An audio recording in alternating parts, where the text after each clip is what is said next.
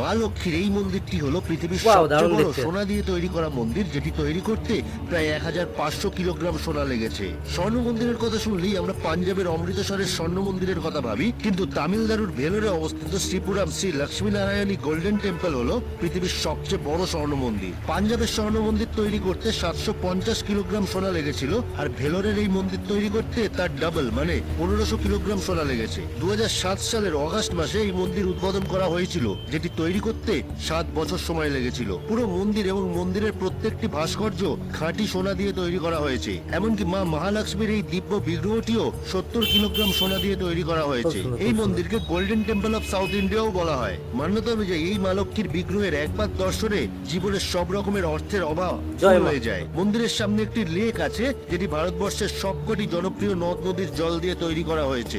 রাতের বেলায় লাইটের রিফ্লেকশনে সোনায় মোড়ানো এই মন্দির এতটাই উজ্জ্বল ও